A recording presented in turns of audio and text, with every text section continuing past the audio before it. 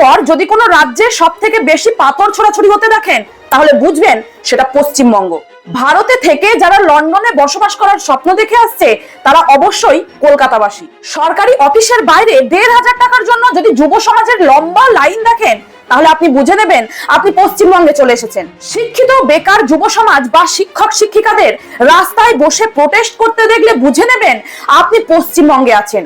কোন রাজনৈতিক জনসভায় উন্নয়নকে বাদ দিয়ে ধর্ম নিয়ে ভোট চাইতে দেখলে ভাববেন এটা পশ্চিমবঙ্গ। বাংলাদেশের পর যদি কোনো রাজ্যে হিন্দুদের ঘর ছাড়া নিয়ে কোনো সংবাদ পান, তাহলে বুঝে নেবেন সেটা পশ্চিমবঙ্গ। এক মেডিকেল স্টুডেন্টকে ধর্ষণ করে মেরে ফেলার পর প্রমাণ লোপাটের জন্য মেডিকেল কলেজ ভাঙচুর করা হয়, এমন ঘটনা শুধুমাত্র পশ্চিমবঙ্গেই ঘটে। ভিডিওটা দেখে যারা মনে মনে খুব খুশি হচ্ছেন, তাদেরকে বলি, এই মেডিকেল কলেজের কেসটা কিন্তু সিবিআই এর হাতে দেওয়া হয়েছিল, কিন্তু আজও তার কোনো কুল কিনারা হয়নি। আর এতক্ষণ পশ্চিমবঙ্গকে নিয়ে যে কথাগুলো আমি বললাম, একটু খোঁজ নিয়ে দেখবেন সারা দেশের অবস্থাও কিন্তু খুব একটা ভালো নয়।